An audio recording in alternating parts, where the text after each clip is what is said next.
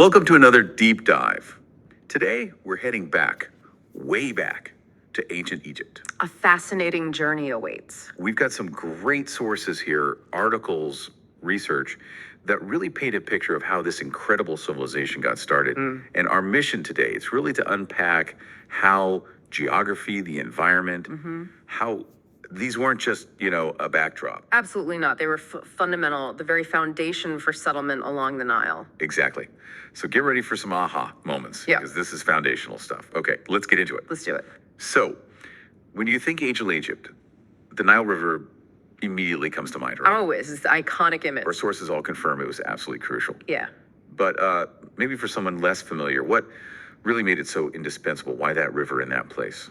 Well, what's really remarkable about the Nile, it's not just a river, it's almost a geographical anomaly in a good way. Okay. Think about it. It flows north, all the way from East Africa, cutting through this enormous desert. It creates this long, incredibly fertile valley. Right. And then it fans out into that marshy delta region before it hits the Mediterranean Sea. So in a land that's mostly desert. Exactly. It was the source of fresh water. The only reliable one, really. It's what made settlement even remotely possible. Without it, There's simply no ancient Egypt as we know it. It's the lifeblood. Period. it's captivating visualizing that green ribbon snaking through such an arid landscape.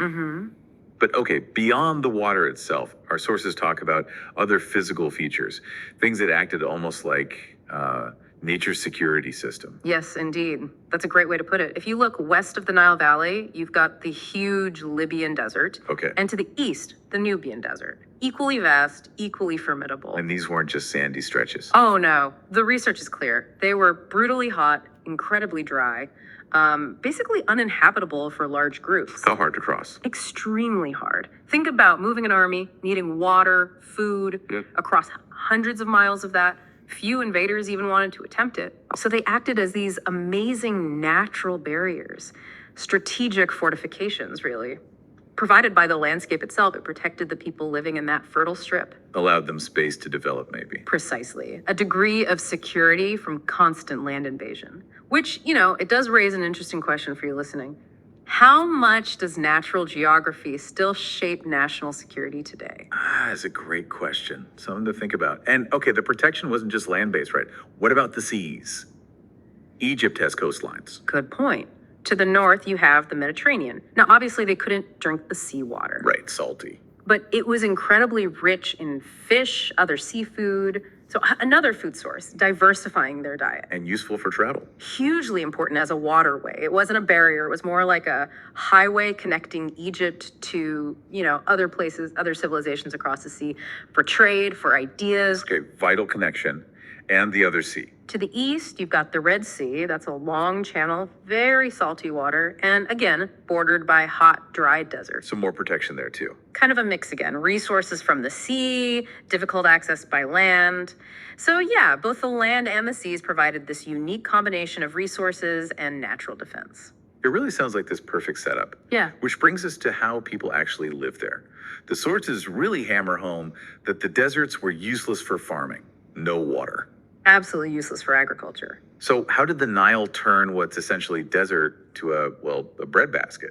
How did that work year after year? This is the real magic. The annual flood, the inundation. I'm glad, right? Every single summer, like clockwork, driven by rains far upstream, the Nile would swell and overflow its banks. Covering the land. Exactly, soaking the dry ground for weeks. But the crucial part is what happened when the water went back down. Okay. It left behind this thin layer of incredibly fine, dark particles, silt, essentially, rich in minerals, nutrients. So natural fertilizer. Precisely. It naturally irrigated and fertilized the land year after year, replenishing everything. It made the land perfect for farming with relatively minimal effort compared to other places. Imagine figuring that out, harnessing that cycle. The ingenuity is astounding. They didn't just endure it, they understood it, built systems, basin irrigation, canals to manage it, maximize it. Wow. And this predictability, it wasn't just about food. It shaped their whole sense of time, their calendar, even their religion, linking the flood to cosmic order. That reliable surplus must have changed everything. It was the engine. It freed people up from just farming to do other things, crafts, building, administration. That annual flood, truly a gift. And okay, the main crops were things like wheat and barley, right? Our sources confirm they grew really well there. Yes, staples of their diet thrived in that soil. But what else did the Nile region offer? Beyond the farmed crops, other resources? Oh, absolutely. The fresh water and that lush environment supported a huge amount of wildlife, much more than the surrounding desert. So hunting and fishing too. Definitely. The river itself was full of fish, easy protein, and the areas near the river, they had all sorts of animals. Like what? Well, lots of birds, ducks, geese, but also bigger animals, hippos, crocodiles, though hunting them was probably pretty dangerous. I bet. Even things like giraffes, ostriches, sometimes closer to the greenbelt. So it was this complete ecosystem offering diverse food, not just agriculture, made their food supply very stable. Fascinating. So the water was right, the soil was perfect, lots of wildlife. What about the actual shape of the land, the topography? Did that help settlement? Yeah, the topography was also surprisingly cooperative. In the south, Upper Egypt, the river valley could be narrower, sometimes with steep hills alongside. Sounds limiting. You might think so, but even there, the river would often carve out these wide, flat areas, especially around big bends. Pockets of farmland. Exactly. Still got flooded, still great for farming. Then, as you go north towards the delta, lower Egypt, the whole landscape just opens up. Wide, flat plain. More space. Loads more space, and all of it watered by that annual flood. So this varied topography meant there was good farmland and places to settle all along the river, not just in one spot. It supported a large, distributed population. Okay, that makes sense. And thinking beyond food, what about plants? You mentioned the valley was lush. Did they use the plants themselves for practical things? Our sources mentioned some specific examples. Oh, absolutely essential. While the deserts had very little vegetation, the Nile Valley was teeming with useful plants. Like reeds? Exactly. Reeds grew everywhere along the banks, and they were masters at weaving them into baskets, mats, even used them for roofing on their homes. Basic, vital stuff. And the famous one, papyrus. Papyrus, yes. A really tough water plant that loved the marshy areas. Now we think paper, right? Yeah. But it was so much more. They developed this incredible process, stripping, layering, pressing, drying to turn these stalks into a flexible, durable writing surface. They essentially invented paper. Which must have been revolutionary. Game-changing. Think about it. Administration, record keeping, religious texts, literature, science.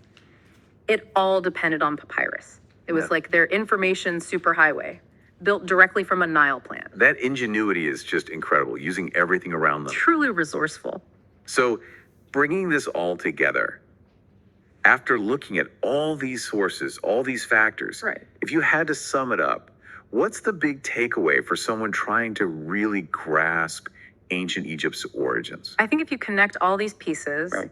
the geography, the environment, it's crystal clear that the Nile region was this unique, almost perfect incubator for civilization. How so? You had this convergence: reliable fresh water, naturally fertile land renewed every year, abundant food from farming and wildlife, strong natural defenses from deserts and seas, and essential raw materials like reeds and papyrus. All concentrated in one place. Exactly, all concentrated in this relatively narrow, accessible strip surrounded by inhospitable terrain. It wasn't just a place people could scrape by and survive. It was a place they could thrive. Precisely. Thrive.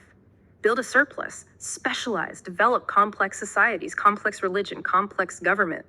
The Nile wasn't just a river, it was the entire operating system, the natural capital that enabled one of history's most iconic and advanced ancient civilizations to rise. It just profoundly shows how deeply human destiny, the whole path of a civilization, can be shaped by the specific patch of earth, the specific environment they inhabit. Nature as a powerful, formative force. What an incredible deep dive that was. Really getting to the roots of ancient Egypt. We've seen how the Nile was so much more than a river. It was the life support, the security system, the resource hub. All rolled into one geographical package. From that amazing annual flood silt to the protective deserts, the useful plants like papyrus. Every piece mattered for where and how people settled and ultimately flourished. It really makes you think, doesn't it? If those basic needs for survival and even for thriving were met so perfectly by that natural system, that connection to the Nile, what does that say about our own human need for connection to and dependence on natural resources? That's a deep question. And maybe, what lessons can modern societies facing very different, often global environmental challenges learn from this ancient blueprint, this way of living so closely with and harnessing the natural world. Something to definitely ponder. Something for you to think about long after we finish up today. Thanks so much for joining us on this deep dive.